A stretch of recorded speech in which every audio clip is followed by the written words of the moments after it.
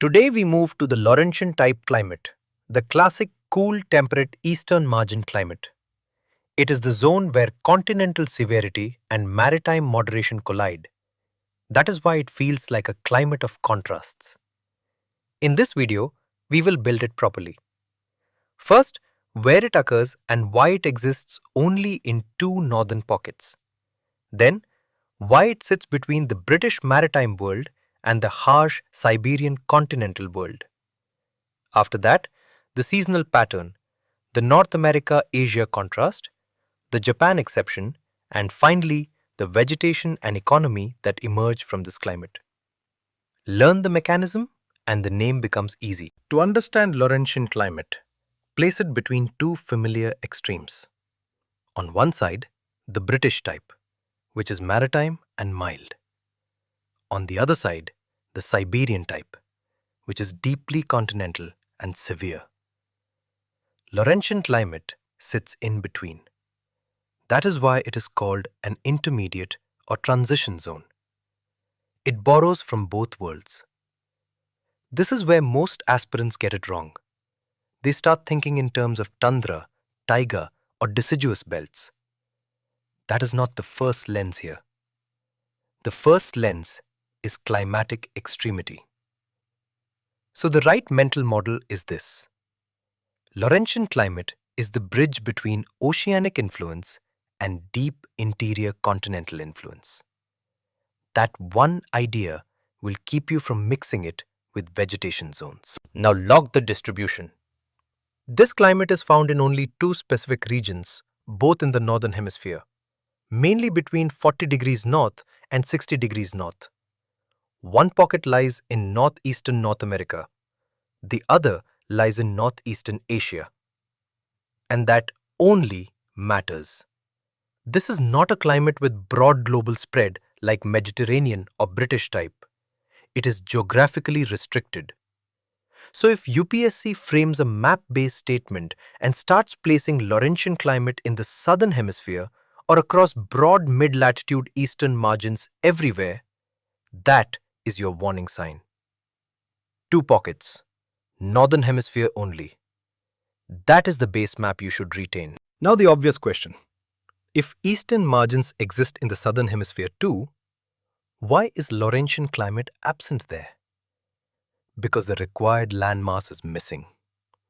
Only a small section of the southern continents actually extends far enough beyond 40 degrees south.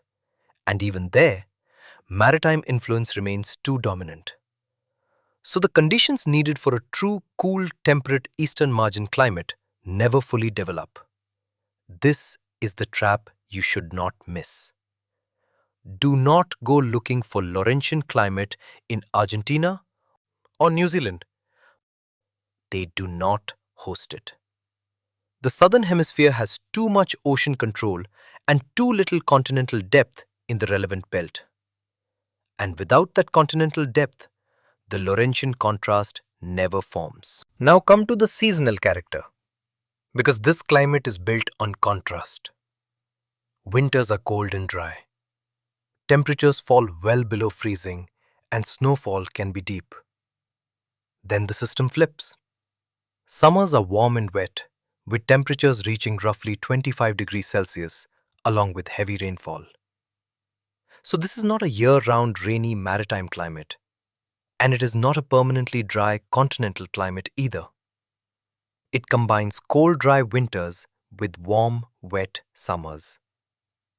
Annual precipitation generally ranges from about 75 to 150 centimeters.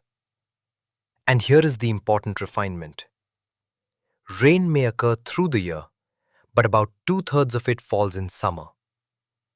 That strong summer contribution is one of the defining signatures of this climate. Now let's split the first regional expression.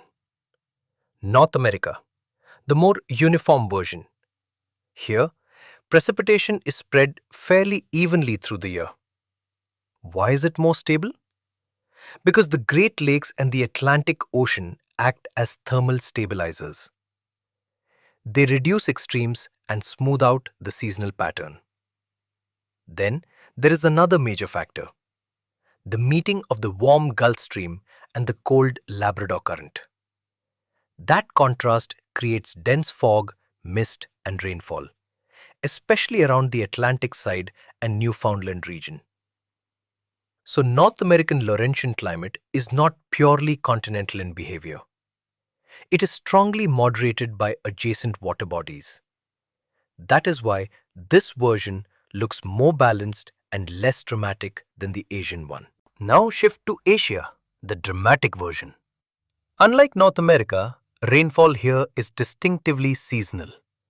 In winter, brutal cold continental winds blow outward from Siberia.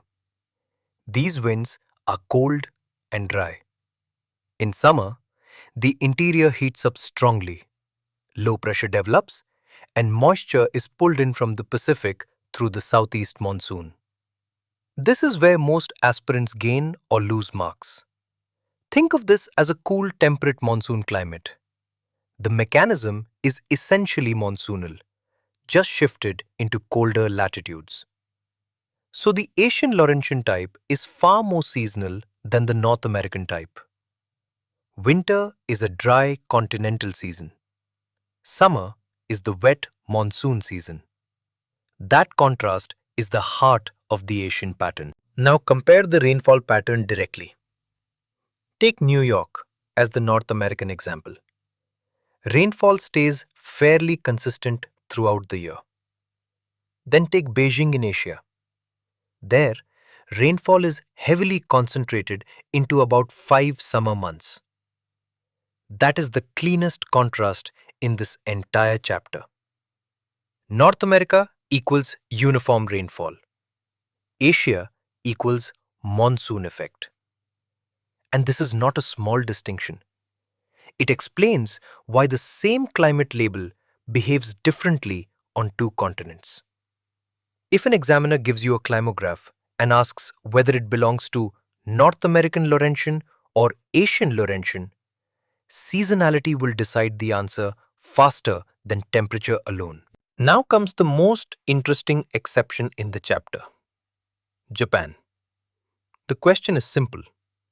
Why does Western Japan get snow while nearby parts of China remain dry in winter? Because the cold, dry winds moving out from the continent cross the Sea of Japan, pick up moisture, and then release it on the Japanese side as relief rain or snowfall. So China stays dry under continental winter winds.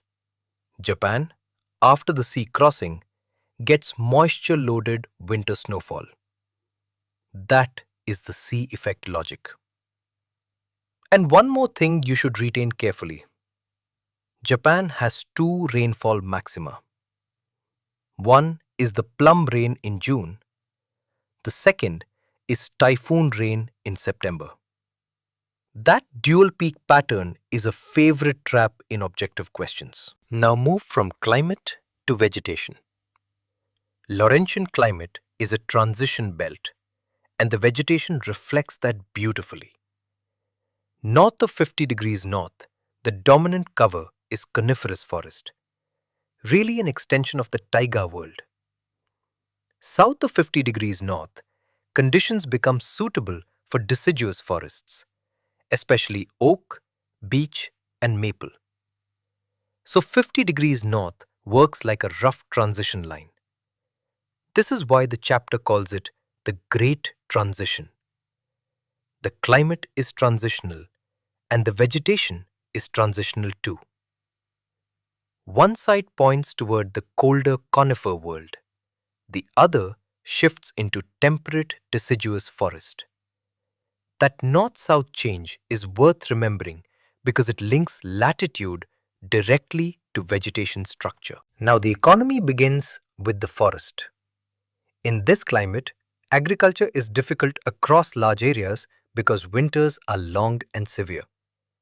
So the economy turns first to what the land naturally offers: lumbering.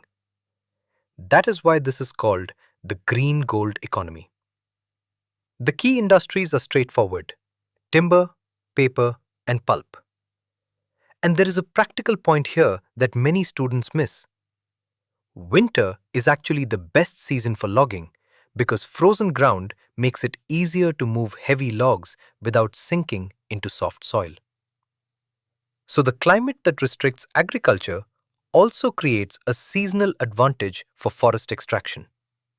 That is geography doing what it always does, closing one door and opening another. Now agriculture, but only the hardiest kind. Because winters are long and growing seasons are short, only a limited group of crops can survive well here. Potatoes do well, especially in podzolized soils. Oats are important because they can be harvested before winter closes in. In the Asiatic region, soybean-type crops become relevant in the adapted agricultural belt. And Nova Scotia apples are highlighted because they are world-renowned. The theme is simple. This is not a lavish, multi-crop tropical agriculture zone. This is agriculture under climatic pressure. Only the toughest crops with short or suitable growing cycles can succeed consistently here. Now, one of the strongest economic expressions of this climate, fishing, especially at the Grand Banks near Newfoundland and the Atlantic coast. The logic is almost mechanical. First, you have a shallow continental shelf. Second, warm and cold currents mix, mainly the warm Gulf Stream and the cold Labrador Current. Third, that mixing helps create a plankton bloom, and plankton means food. So fish, especially cod, become abundant. That sequence is exactly how you should retain it. Shelf, current mixing, plankton explosion, rich fisheries. When UPSC asks why Grand Banks became such a great fishing ground, do not stop at two currents meet. Explain the full biological chain. Now shift to Asia again, specifically Japan, the fishing superpower. Why Japan? First, geography. It sits where the warm Kuroshio and cold Oyashio currents meet. That makes the surrounding waters biologically rich. Second, necessity. About 80% of Japan is mountainous, so arable land is limited. The sea becomes a natural food base. Third, culture. Buddhist influence historically helped make fish more central than meat in the food system. And then there is the key term, pisciculture. Strictly speaking, pisciculture means fish farming, while pearl culture is more accurately a form of marine culture or aquaculture. But the slide is clearly pointing you toward Japan's marine cultivation strength, including pearls. That precision matters. Now consolidate the entire Laurentian type in one clean frame. Location: Northeastern North America and Northeastern Asia, Northern Hemisphere only. Climate: cold, dry winters, warm, wet summers. In North America, rainfall is more uniform. In Asia, it is more monsoonal. Vegetation: coniferous north of 50 degrees, deciduous south of 50 degrees, especially maple. Economy: lumbering through timber, paper, and pulp, fishing through Grand Banks and Japan, and hardy crops like potatoes and apples. So the real identity of Laurentian climate is this: a cool, temperate eastern margin climate shaped by the meeting of continental harshness and maritime moderation. Once that logic is clear, the whole chapter stops being memory work and you are exam ready.